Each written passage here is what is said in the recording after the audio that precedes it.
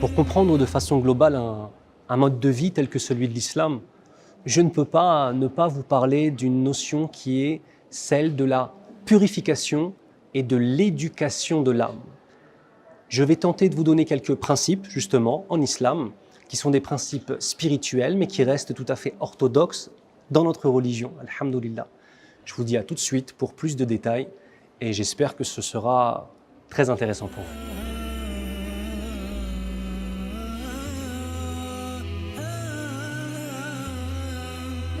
La purification et l'éducation de l'âme. Comme je vous l'ai dit un certain nombre de fois, pour moi il est très important de ne pas se limiter à apercevoir l'islam comme étant simplement un amas d'actes où les musulmans vont faire le ramadan et ne pas manger et pas boire, et qu'il n'y ait rien derrière, ou que les musulmans vont prier, se prosterner et que finalement cela ne relève que d'une culture et d'un héritage. Tous les actes d'adoration sont faits pour un but commun: éduquer et purifier nos âmes afin qu'elles puissent se rapprocher de notre Seigneur. Tazkiyatun nafs, la purification. Wa tarbiyatun nafs, l'éducation de l'âme.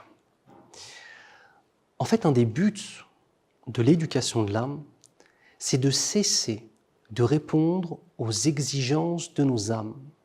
C'est-à-dire qu'on va apprendre, non pas à donner à nos âmes ce dont elles ont envie, mais ce dont elles ont besoin. Et ça, c'est une différence qui est fondamentale. Je ne dois pas avoir mon existence, mes choix, mes destinations, que ce soit de façon physique et géographique d'une part, ou intellectuelle et philosophique et religieuse d'autre part. Je ne dois pas avoir ce mouvement du corps ou de l'intellect qui soit motivé par ce que mon âme désire. Mais je dois donner à mon âme non pas ce qu'elle désire, mais ce dont elle a besoin.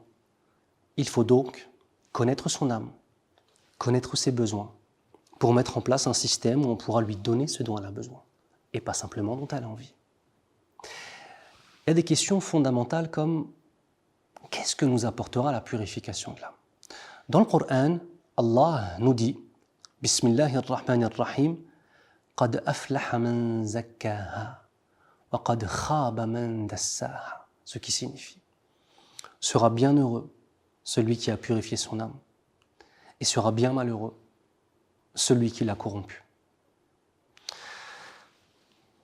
Est-ce normal pour moi d'être esclave de mes passions, d'être esclave du désir de posséder, d'être esclave du désir sexuel, d'être esclave du désir de se sentir bien grâce à des drogues ou grâce à de l'alcool ou quoi que ce soit, ou d'être esclave de ma volonté de dominer les autres? La purification de l'âme vise à nous élever. Je vais vous donner une image qui est présente dans l'islam afin de comprendre en fait comment nous considérons, nous musulmans, cette interaction avec nous-mêmes. Alors en fait, nous sommes 4 choses. La première des choses, c'est notre corps. Enveloppe corporelle, commune aux humains et commune aux animaux en tant que tels. C'est-à-dire que si on regarde d'une façon biologique, notre enveloppe corporelle, eh bien nous sommes des mammifères. Mais est-ce que nous ne sommes que des mammifères, c'est-à-dire notre enveloppe corporelle, et il n'y a rien à l'intérieur? Oh là là, il y a plein de choses à l'intérieur. Première des choses que nous avons à l'intérieur, donc le corps en premier. Deuxième des choses que nous avons, c'est l'esprit, que l'on va dire en arabe « ruh ». Le ruh, l'esprit, est pur. Il cherche l'adoration de notre Seigneur. Il cherche la purification. Il aime ce qui est pur et il aime ce qui est bon. C'est-à-dire que l'esprit est déjà éduqué. Je n'ai pas besoin de faire l'éducation de mon esprit. Mon esprit est déjà un don de mon Seigneur. Il y a ensuite l'âme, un nafs, qui, elle, doit être éduquée, qui, elle, a besoin d'être éduquée. Donc je répète, le corps, l'esprit qui lui est pur, et l'âme que l'on va devoir éduquer. Et enfin, le cœur. Le cœur est celui qui va choisir entre, d'une part, suivre l'esprit ou suivre l'âme. Il va choisir. Vous comprenez? J'aurai toujours le choix entre suivre mes passions, mes penchants, et l'âme en vérité est de trois sortes, mais on ne va pas rentrer dans le détail, ou d'autre part suivre mon esprit. Donc en fait mon cœur est taqallab. En arabe le mot cœur se dit qalb. Qalb ça veut dire la chose qui se retourne. Un coup vers l'esprit, un coup vers l'âme. Et des fois on n'arrive pas à contrôler ce qu'on fait. Et la finalité de la purification de l'âme, c'est de prendre mon âme et de la faire ressembler à mon esprit. C'est ça le but en fait. Retrouver cette pureté originelle qu'Allah a mis en nous, que l'éducateur des âmes a mis en nous, Allah, et l'éducateur, on le dit en arabe, Rabb, le Seigneur et l'éducateur.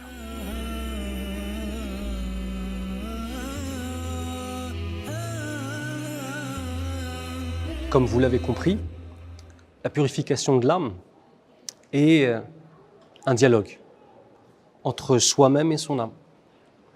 Un dialogue pour tenter, comme je vous l'ai dit précédemment, de la faire ressembler à l'esprit.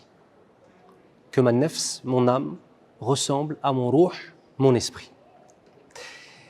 Je vais vous citer un très court passage d'une poésie en arabe que je vais tenter de traduire, qui résume un petit peu cet élément-là de lutte contre soi-même.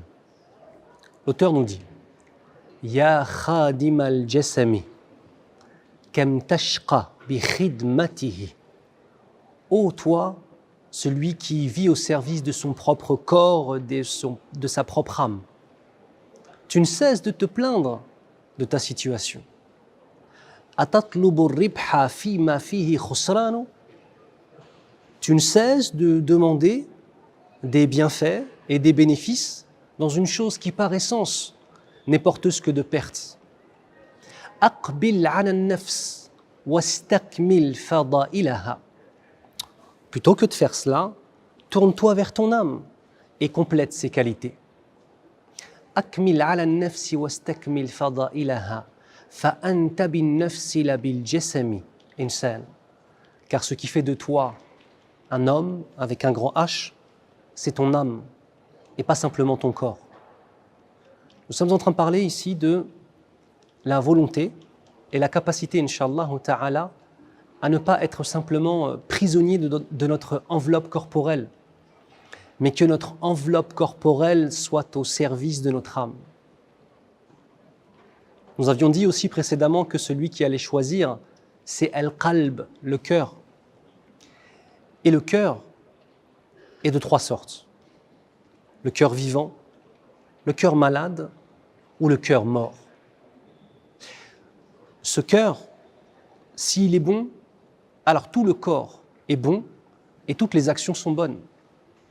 Et si ce cœur est mauvais, alors tout le corps s'en retrouve perverti et toutes les actions s'en retrouveront aussi perverties, qu'Allah nous préserve. Ce dialogue avec notre âme, cette aspiration au meilleur, le fait de viser un degré que l'on appelle en islam al-ihsan, c'est-à-dire l'excellence, est un but pour chaque croyant et chaque croyante dans son voyage spirituel, dans l'élévation vers notre Seigneur subhanahu wa ta'ala. Je vais finir avec quelque chose que j'aime souvent répéter à ma propre âme déjà, et à mes frères et sœurs en second lieu. C'est les saisons de la vie. Il y a 4 saisons. Alors je ne suis pas en train de dire qu'on passe une seule fois par une des 4 saisons, ou alors qu'on va forcément toujours alterner l'une à l'autre. Non. Mais il y a 4 saisons que nous allons tous connaître dans notre vie. La première, c'est la saison des bienfaits. Lorsqu'Allah te donne la santé, le bien, l'amour, la droiture, la piété. Et cette saison-là des bienfaits, elle a un vêtement. Et le vêtement de la saison des bienfaits, c'est le remerciement. Il y a aussi la saison de l'épreuve. Lorsque justement toutes ces choses qu'Allah nous a données, une à une, commencent à disparaître. Lorsque l'âme est assaillie de tristesse, peut-être parfois même de doute, et elle a un vêtement. Elle a un vêtement. C'est la patience. À la saison des épreuves, lui correspond le vêtement de la patience. Nous avons la 3e saison qui est celle de la désobéissance. Et cette saison de la désobéissance au Créateur des mondes a un vêtement. Et ce vêtement, c'est le repentir. Et la quatrième et dernière saison, c'est celle de l'adoration et de l'obéissance. Et elle a un vêtement. Son vêtement, c'est la soumission. Certains d'entre nous restent coincés dans certaines saisons qui ne sont pas les bonnes. D'autres cherchent à vivre dans les bonnes saisons. Mais sachez que les bienfaits, les épreuves, l'obéissance et la désobéissance font partie de la vie de tout le monde. Et cette purification de l'âme en islam, justement, c'est d'avoir conscience de cela, combattre le mauvais, développer le bon et choisir par la permission d'Allah et sa miséricorde, Inch'Allah.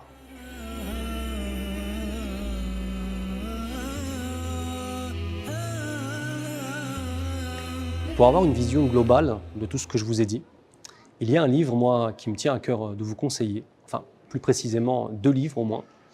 Le premier, c'est L'Islam, le message suprême de Vincent Souleyman. Super livre, vraiment, qui résume, qui complète et qui permet de bien comprendre les choses. Un deuxième livre qui est beaucoup plus ancien, qui est Connaître l'Islam de Ali Tantawi, qui est un super livre. On vous mettra les liens en dessous, Inch'Allah ta'ala. En espérant que tout ceci a été profitable pour vous, d'accord? On se tient à votre entière disposition pour toute question, Inch'Allah ta'ala. Tous les musulmans sont des ambassadeurs de l'islam, Inch'Allah, et ils seront prêts à répondre à vos questions. Wassalamu alaikum wa rahmatullah. Je vous dis à très bientôt, Inch'Allah.